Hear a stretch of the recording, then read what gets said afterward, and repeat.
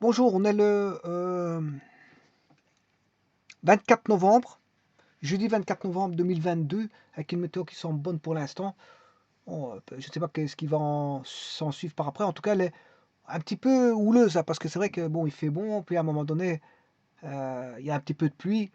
En tout cas, il a fait bon au courant de la matinée, avec, on a eu un ciel, euh, un ciel avec très peu de nuages, de la pluie et un petit peu de pluie, enfin un petit peu de pluie, des fines pluies. En tout cas, maintenant, il y a des fines pluies qui arrivent et on a eu du vent. Du vent. Bon, sachez qu'on est toujours en automne et que l'hiver va commencer le mercredi 21 décembre. Donc, mercredi 21 décembre, c'est le début des portes de l'hiver et celui-ci va se terminer le lundi 20 mars. Le lundi 20 mars, on en sera en fin d'hiver. Bon, de toute façon, il faut encore passer 3 mois d'hiver et bon, on arrive ici bientôt euh, à la fin de l'automne. Donc l'automne aura fait son travail, c'est-à-dire la chute des feuilles. On arrivera à la fin, avec la fin de l'automne avec des arbres bon, qui seront, on va dire, normalement dénudés en partiellement ou totalement. Alors ici, je vais faire une petite évoque qui va concerner donc le calcul de limite.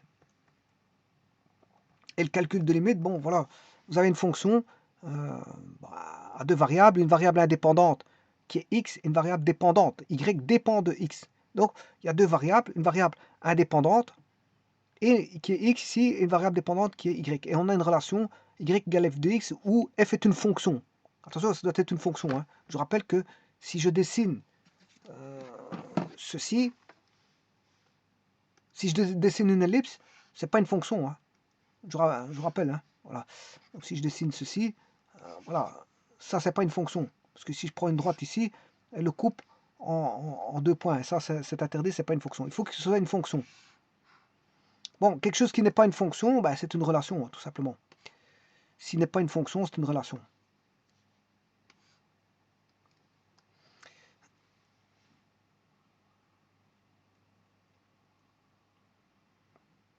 Pour autant qu'il y a des liens, bien sûr, parce que s'il n'y a pas de lien, il n'y a pas de relation. Il n'y a ni fonction ni relation. Quand je dis relation, bien sûr, il faut qu'il y ait au moins un lien. Hein. Un lien. On réunit deux ensembles, x et y. Parce que s'il n'y a pas de lien, on ne parle pas de relation, hein, parce qu'il n'y a pas de lien. Alors, ce que je voulais dire ici, le calcul de limite dans le plan peut se faire au travers des opérations mathématiques que sont l'addition, la soustraction, la multiplication, la division. Alors la division, c'est soit ça s'écrit comme ça ou comme ça. Certains logiciels acceptent ceci et d'autres logiciels acceptent ça, le symbole là. Bon, ça dépend.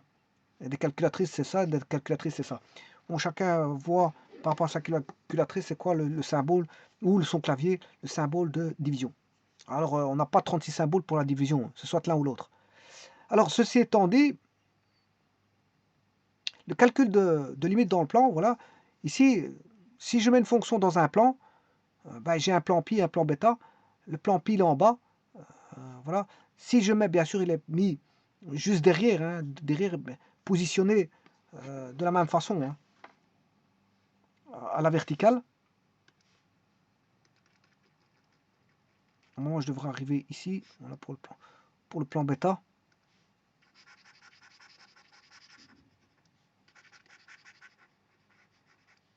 Pour montrer le plan bêta, ce serait ceci. Bon, là, c'est pour montrer qu'ils sont, voilà, ils sont parallèles. Les deux plans sont parallèles, c'est ça que je veux dire. Voilà. Donc là, j'ai un plan bêta avec une courbe y égale f de x. Et dans la seconde, j'ai aussi une courbe y égale f de x, qui est une droite. C'est une droite.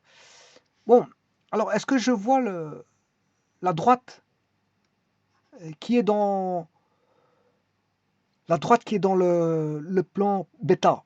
Mais ça dépend si là c'est translucide ou pas. Si c'est opaque, translucide ou pas.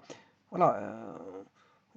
Donc un observateur qui regarderait à la verticale perpendiculairement au plan, mais il se peut qu'il voie la fonction du plan pi et qu'il ne voie pas la fonction du plan bêta. Ça dépend le degré de visibilité par rapport au plan, hein, s'il est translucide ou pas.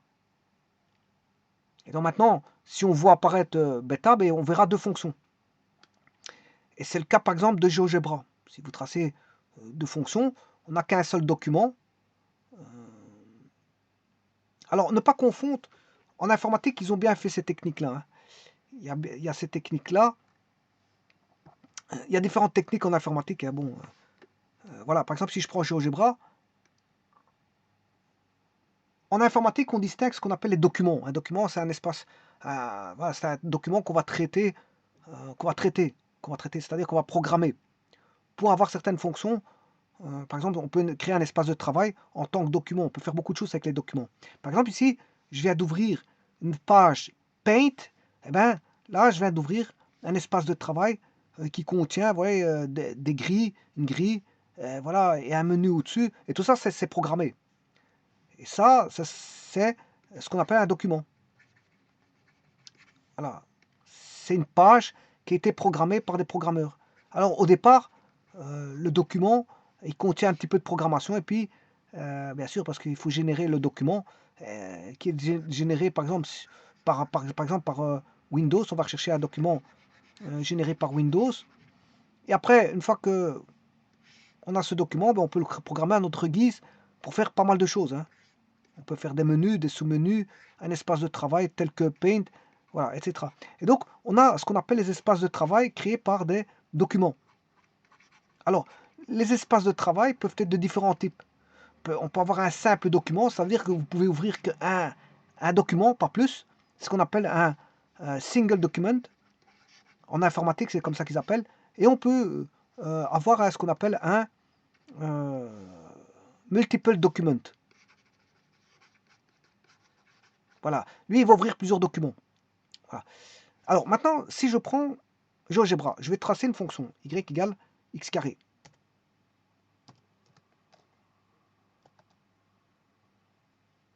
Donc ici, je suis à mon avis, y égale x carré. Voilà, vous voyez l'équation d'une parabole qui est dans un plan. Il est dans un plan. Alors, sur ce même plan, mon espace de travail, c'est l'espace 2D. Hein. J'ai ouvert un document, que les informaticiens parlent d'un document, qui a été travaillé par les informaticiens. C'est eux qui ont mis l'axe XY, c'est eux qui ont mis la numérotation 0, 1, 2, 3, 4, 5, c'est eux qui ont mis les grilles. Les grilles, bon, voilà, il y a des paramètres de grilles, il y a des paramètres d'axe XY, etc. Bon, et ça, c'est l'informaticien qui a fait ça sur base d'un document. Alors, qu'est-ce qu'il me permet, l'informaticien, mais il me permet dans ce document de créer d'autres fonctions. Par exemple, je vais créer y égale 3x. Bon, alors, il est toujours dans le même document, là. Hein. Voilà, cette fonction est toujours dans le même document. Alors, ne pas confondre avec, si je prends le logiciel Photoshop, où là, on a ce qu'on appelle des multicouches. Là, les multicouches, ce sont des multicalques. Les multicalques, c'est souvent, le calque sont souvent utilisés en dessin. On met plusieurs couches de dessin. Par exemple, vous pouvez dessiner sur le premier papier, comme on aura en dessin, parce que le dessin, il y a beaucoup de calques dans les dessins. On fait beaucoup de calques dans les dessins. On retrouve beaucoup de calques quand on fait du dessin, c'est ça que je veux dire. On peut dessiner une tête.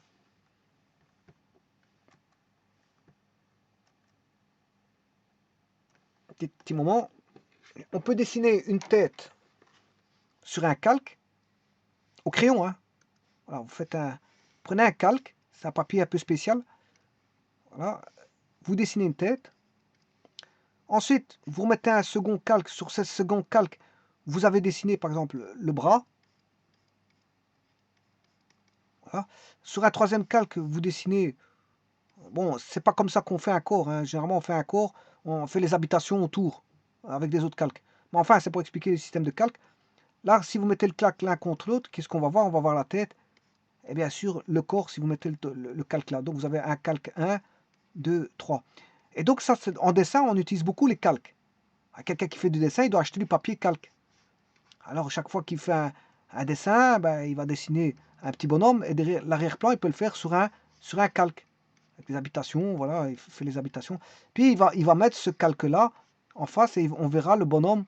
Voilà. Et bon, et donc Photoshop travaille sur base de calques. Donc c'est des documents qui peuvent être enlevés ou mis ou enlevés, hein. Donc vous allez avoir une première feuille. Voilà la feuille qu'on appelle un espace de travail, hein, un document, voilà, en anglais, document. Vous pouvez avoir un troisième calque. Vous pouvez désactiver le calque 3, donc il restera plus que le calque 1 et 2. Alors vous pouvez désactiver le calque 2, alors il restera plus que le calque 1. Et si vous désactivez le calque 1 et que vous mettez le 2, vous ne voyez que le 2. Donc on voit le calque que l'on veut, c'est-à-dire que on peut travailler, un dessinateur, s'il dessine au crayon, c'est comme s'il enlevait le calque. Il enlevait le calque 2 et il dessine sur le calque 2. Mais bon, il ne remet pas les calques 1 et 3. C'est un peu ça. Parce qu'en dessin, on retrouve beaucoup les calques. Et donc, là, si je devais dessiner une fonction, je peux dessiner diverses fonctions dans différents calques, pourquoi pas. Mais ici, là, j'ai deux fonctions dans le même calque, dans le même document. Là, il n'y a pas de calque. Il n'y a pas de calque. Alors vous allez me dire, est-ce qu'il y a un seul document? Vous allez voir tout de suite. Tout d'abord, ici, je suis sur un seul document et je peux désactiver la fonction que je veux. Voilà. Ceci étant dit, je peux aller rechercher, cette fois-ci, un autre document. Donc à ce moment-là, je vais chercher graphique 2D. Voilà. Alors, je vais encore m'amuser. Je vais encore mettre un graphique. Ah, ici, il ne me permet que deux graphiques 2D. Voyons voir ici. Là, je n'ai plus que deux. Graphique 2D, il n'est que deux fois. À mon avis, il me le donne que deux fois.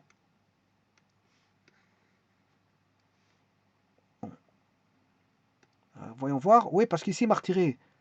Là, c'est normal. Allons voir là. Oui, ici, il m'a retiré graphique 2D. Bon, ça veut dire que si je ferme ça, je vais rechercher ceci. Graphique 2D. Je suis déjà en graphique 2D. Donc, il me permet encore. Mais cette fois-ci, là, il est sans gris. Hein. Le deuxième, là, il est sans gris. Il faudrait que je remette la grille. Voilà, je mets une grille. Il faut que je le reconfigure. Ça. Bon, maintenant, je vais chercher encore un graphique 2D. Et là, il ne me permet plus de faire un graphique 2D. Donc, il ne me donne que deux documents. Deux documents disponibles en graphique 2D. Bon, ben ici, je peux mettre déjà plein de graphiques sur graphique dans cet espace de travail. Hein. Dans cet espace de travail, je peux mettre beaucoup de fonctions. Voilà. Donc, c'est pour vous dire que, bon, c'est ça les fonctions dans le plan. Les fonctions dans le plan. Le plan n'est pas obligé d'être, je veux dire, on ne travaille pas forcément sur un même plan.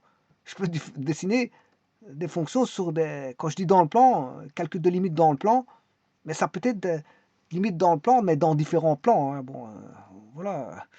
Je peux travailler sur le plan pi, je peux travailler sur le plan bêta. Calculer la limite d'une fonction y dans le plan pi, et bon, une fonction qui serait plus loin, il n'est pas forcément dans le plan pi.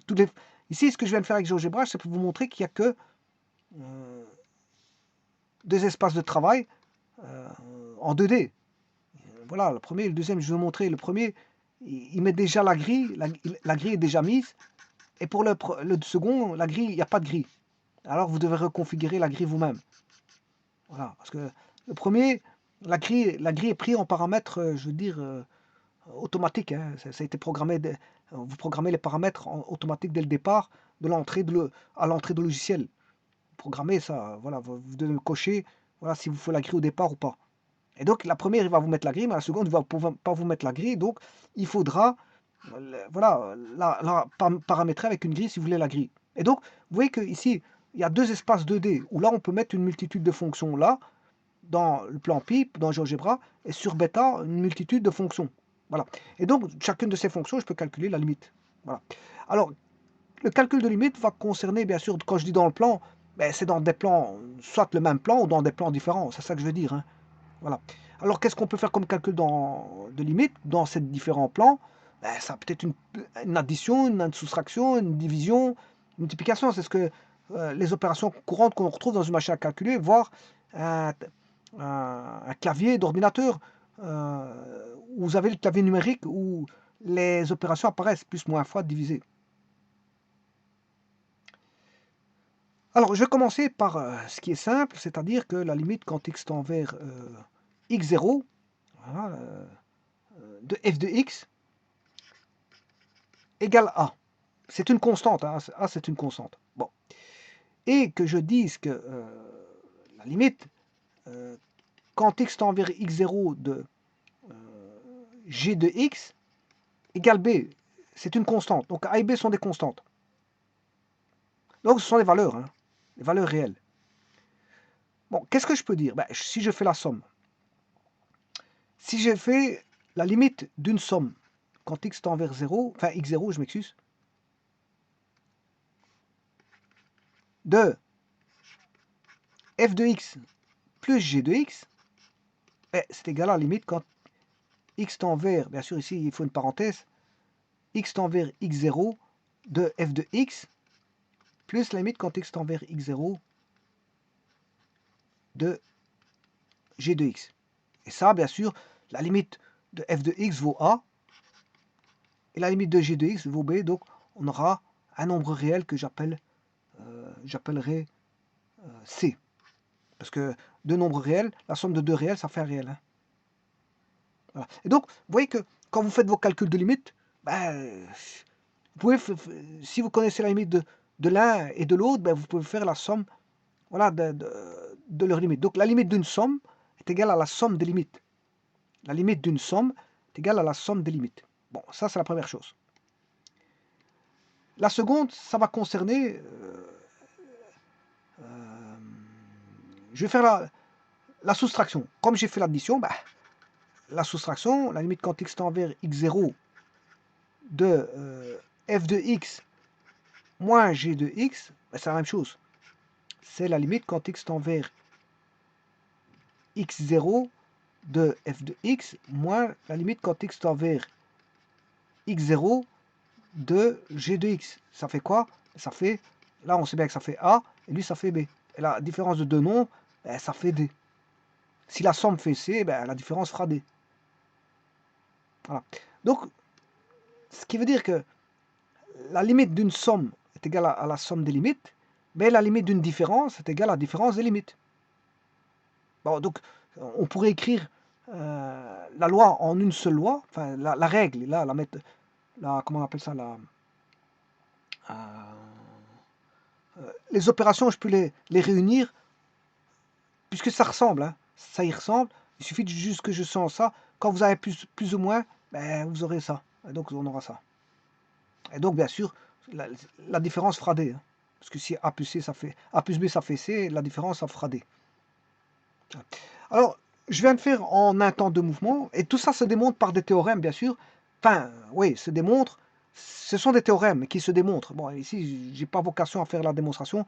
C'est simplement pour vous montrer que les opérations sur les limites. Maintenant, faisons le produit. Le produit. C'est-à-dire que la limite quand x tend vers x0 de f de x fois g de x, ben, vous aurez compris que c'est la limite quand x tend vers x0 de f de x fois la limite quand x tend vers x0. Bon, je ne sais pas pourquoi chaque fois je ne mets pas mon 0, ici c'est x0, c'est pas 0. De g de x, ben, ça fait quoi? Ça fait a fois b. Alors a fois b, ça peut être e, parce que le produit de deux réels, ben, ça fait un réel. Hein. Donc vous voyez que c'est assez simple dans le calcul de limite. Maintenant, je vais faire le quotient. Et le quotient, bien sûr, il y a une... vous savez très bien que comme j'ai affaire à un quotient, eh bien, il y a une condition d'existence à prendre en compte. Hein. Faut faire attention à ça.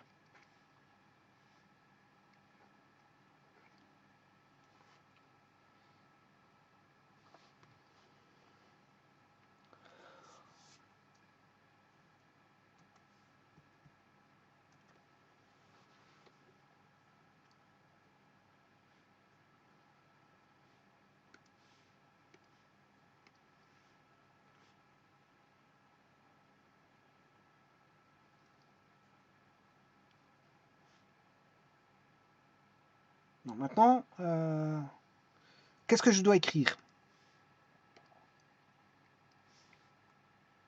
la limite, je vais faire le quotient, hein. La limite quand x tend vers x0 de f de x sur g de x. Attention, ici, qu'est-ce que je dois écrire? C'est la limite quand x tend vers... Bon, ici, j'ai un petit souci d'écriture.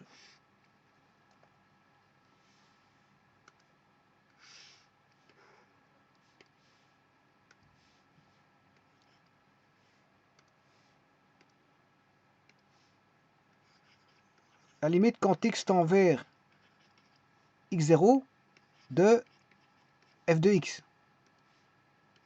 sur la limite quand x tend vers x0 de g de x.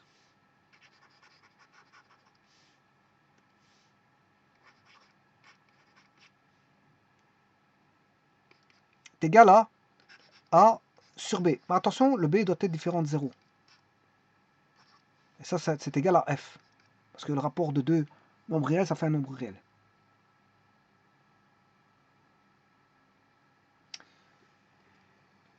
Bon, et tout ça, ce sont des théorèmes sur les limites qui se démontrent. Ici, j'ai pas vocation pour démontrer, c'est juste pour montrer. Je montre, je démontre pas. Je montre tout simplement que vaut la limite d'une somme, d'un produit, d'un quotient et d'une différence. Je le montre, je démontre pas. La démonstration, je devrais démontrer, mais je ne le fais pas ici. Et donc, comme il y a des démonstrations, c'est régi en termes de théorèmes. Ce sont des théorèmes. Et justement, ces théorèmes-là conduisent à quoi?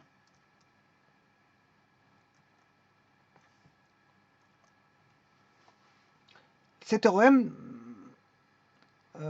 conduisent à certains cas d'indétermination qui sont, bien sûr, c'est les théorèmes qui conduisent à ça. Hein. Voilà, bon.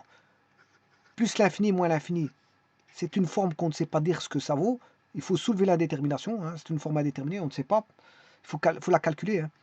0 fois l'infini, bah, on ne sait pas non plus. Il faut soulever l'indétermination. Voilà. Ça va ramener à 0 sur 0. C'est une forme indéterminée, on ne sait pas ce que ça vaut. Et bien sûr, il faut calculer par une méthode. Bien sûr, ça se fait par l'hospital, hein, je vous le dis tout de suite. Et l'infini sur l'infini se fait aussi par l'hospital, pour soulever l'indétermination. Et là, on ne sait pas ce que ça vaut. Dès le moment où on n'a pas encore soulevé l'hospital, on ne sait pas ce que ça vaut. Et puis, quand on a calculé l'hospital, ben là, on sait bien ce que ça vaut. Et donc, ces théorèmes conduisent à ça, à ces indéterminations. Alors, bien sûr, il y a d'autres indéterminations, mais le but, c'est pas voir toutes les indéterminations ici, c'est pour vous dire que ces théorèmes ramènent à ça. Bon, alors maintenant, quid si on a plusieurs fonctions? Alors, supposons qu'on est, bien sûr, dans le plan. Attention, c'est des fonctions dans le plan. Donc, je dirais, je vais calculer la limite. Si limite quand x tend vers une valeur x0, hein, x0, ben, c'est une constante, hein, ça. J'aurais pu l'appeler A, B, C, D, peu importe. C'est une constante. Quand x tend vers x0 de la fonction u, mais u est dépendant de la variable x. Alors si ça vaut, on va dire A, la limite quand x tend vers x0, ben, j'aurais pu dire A ou autre, de la fonction v de x, j'ai une deuxième fonction qui va donner b, et la limite quand x tend vers x0 de w. Alors je pourrais en rajouter, hein. Je pourrais en rajouter. Est-ce que 3 ça suffit? Je pourrais en mettre 4. Pourquoi pas?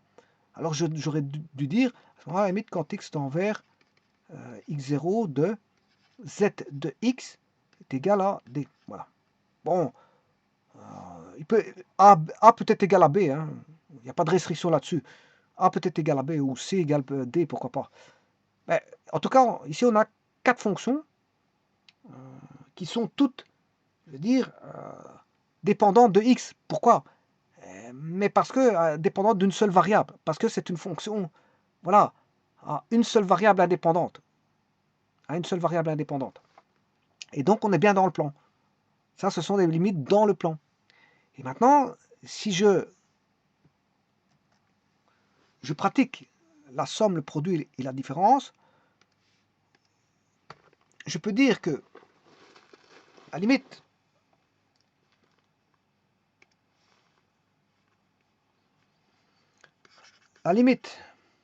quand x tend vers 0, x0, de ux plus vx plus wx plus zx. Alors, maintenant, j'écris. On sait bien que c'est une fonction. Ce sont des fonctions dans le plan. Donc, ce sont des limites des calculs de limites dans le plan. Donc, pour faciliter les écritures, je vais indiquer la limite quand x tend vers x0 de u plus v plus w plus z. C'est beaucoup plus facile. Hein. Et ça, c'est la limite quand x tend vers x0 de u plus la limite quand x tend vers x0 de v plus la limite quand x tend vers x0 de w plus la limite quand x tend vers... ouais, si j'ai été plus trop vite. X tend vers x0 de z. Et qu'est-ce que ça donne? Vous avez compris ce que ça va donner. Hein. Ça fait A plus B plus C plus D. On connaît leur limite. Donc la limite d'une somme est égale à la somme des limites. Alors maintenant, si j'avais mis un moins là, ben j'aurais eu un moins là. Et donc j'aurais eu un moins là. Ok. Maintenant, si j'avais mis un moins là et un moins là, donc j'aurais eu un moins là. Et au niveau du z, un moins là, ce qui veut dire que j'aurais eu un moins ici et un moins là. Donc vous voyez que les possibilités que je peux avoir entre somme et produit. Alors, autre chose, maintenant, faisons le produit.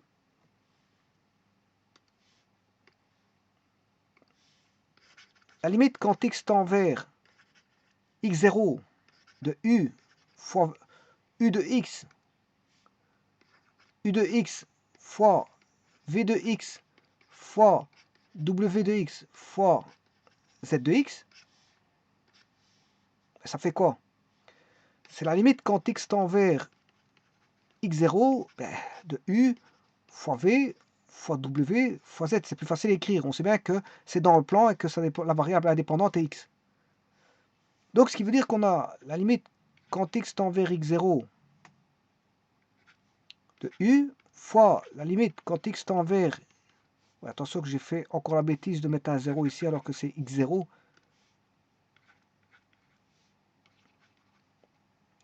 De v fois la limite quand x tend vers x0 de w fois la limite quand x tend vers x0 de z. Ça donne quoi?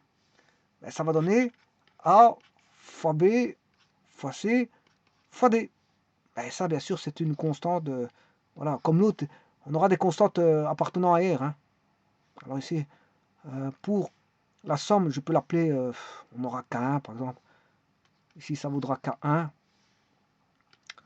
Une constante K1, là-bas, appartenant à R, là, on aura K2, et ainsi de suite.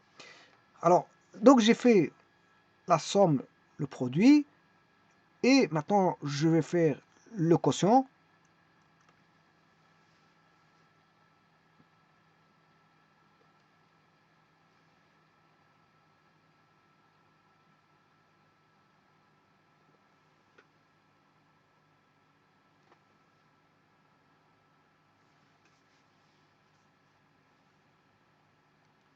Je vais faire exprès, j'ai ouvert un programme, il va s'ouvrir dans un petit instant, mais je vais le refermer, c'est pas un problème. J'ai appuyé là où il ne fallait pas.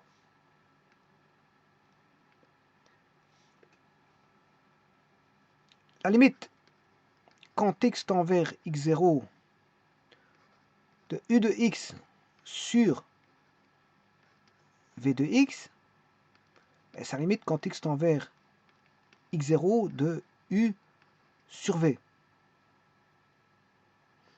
Voilà. Et u sur v, ben, c'est égal à la limite quand x tend vers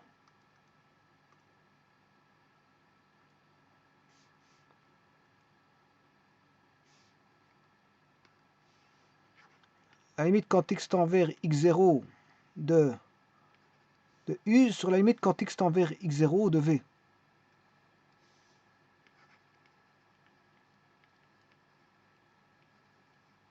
C'est-à-dire on aura A sur B, bien sûr, avec B différent de 0.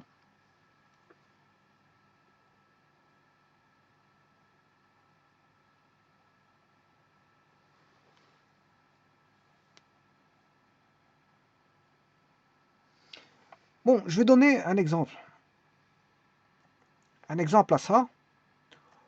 Un exemple très simple. Je ne vais pas aller chercher des complications pour faire comprendre ça. Je vais prendre un polynôme. Alors, je vais le choisir, ce polynôme. Alors, je vous rappelle qu'un polynôme, c'est continu. Hein.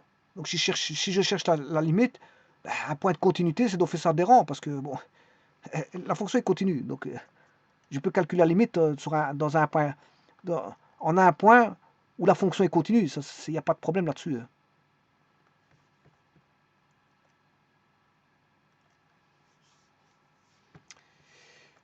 Allez, je vais prendre par exemple la fonction 3x carré, 3x cube,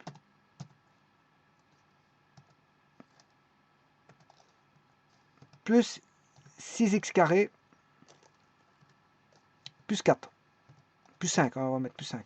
Voilà cette fonction. Le domaine c'est R, je vous le dis tout de suite, parce que c'est un polynôme. Tous les polynômes, leur domaine c'est R. Voilà.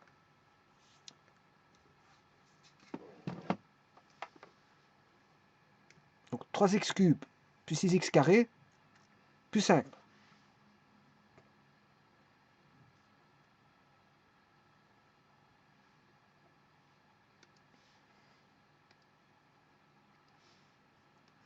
« 3x cube plus 6x carré plus 5. Bon. Recherchons par exemple la limite, peu importe où, moins 1. On va calculer en moins 1, pourquoi pas. Sachant qu'en moins 1, elle est continue, comme je vous dis, puisque c'est une fonction polynôme. La limite, quand x tend vers moins 1, de 3x cube plus 6x carré plus 5. Alors, comment va-t-on faire ça? On va chercher la limite quand x tend vers moins 1 de 3x cube plus la limite quand x tend vers moins 1, attention que c'est moins 1, de 6x carré, plus la limite quand x tend vers moins 1 de la constante 5. Alors, la limite quand x tend vers moins 1 de la constante 5, on a une constante, ça. Peu importe où on soit, on a toujours 5. Alors, 3 étant une constante, ça sort du signe limite. Ceci. 6 étant une constante, ça sort du signe limite. Voilà. Alors, la limite quand x tend vers moins 1 de 5, c'est une constante. Hein. En tout point, ça fera 5. Alors, la limite quand x tend vers moins 1 de x cube, moins 1 au cube, moins 1 au cube, 3. Alors, qu'est-ce que c'est que moins 1 au cube? C'est mon fameux a. Voilà. En fait, regardez bien. Donc, je vais réécrire tout hein, sur une page. Donc, 3 limites de x cube. Bon, pour ça, je vais faire une copie. C'est beaucoup plus facile.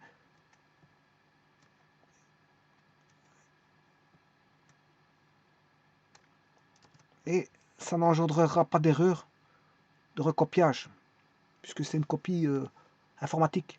Donc, pas une copie informatique, elle est sûre. Alors, on a ceci. Bon, bien sûr, je vais éliminer le superflu.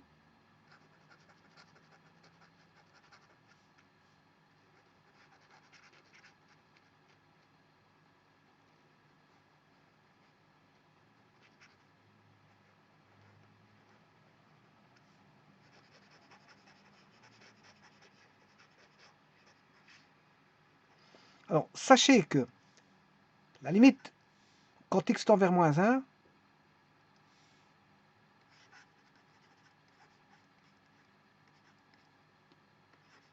de x cube, ça fait moins 1 au cube. Moins 1 au cube, ça fait moins 1. La limite, quand x tend vers moins 1 de x carré, ben, ça fait moins 1 au carré, ce qui fait 1. Donc on dira que 3 fois la limite de x moins 1 au cube, c'est 3 fois moins 1. Plus 6 fois la limite quand x tend vers moins 1 de x carré, ça fait 1. Plus 5, ce qui fait combien? Ben, on aura moins 3 plus 6 plus 5, ça fait 11. 11 moins 3. Ça fait 10 moins 2, ça fait 8. Voilà. Donc on doit trouver 8.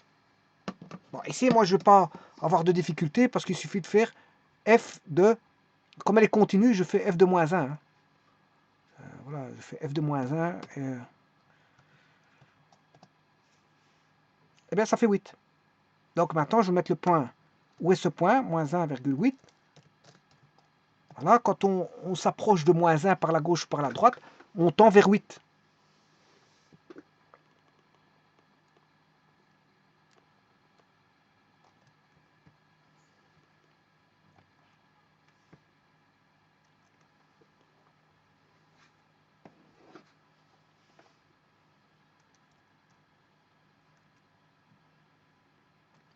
Donc quand on tend par la gauche, donc moins 1, vous aurez compris que moins 1, bon, il est ici quelque part. Voilà, moins 1, il est là.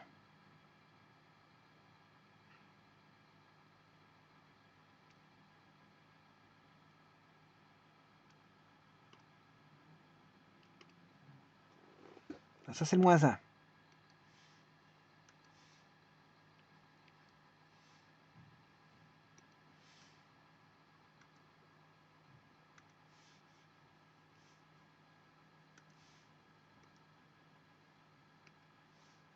Je remets le moins 1, le voici. Alors si je me rapproche par la gauche de moins 1, par la gauche de moins 1, on se rapproche de 8, la valeur 8. Les Y vont tendre vers 8. Maintenant, si je me rapproche par la droite de moins 1, en prenant de plus en plus petit, ben on va toujours tendre vers, voilà, on va tendre vers 8. Alors que de l'autre côté, si j'en rapproche par la gauche avec des valeurs de plus en plus petites, voilà, je me rapprocherai de 8. Alors que si je me rapproche par des valeurs de plus en plus petites par la droite de moins 1, ben, on va se rapprocher de 8.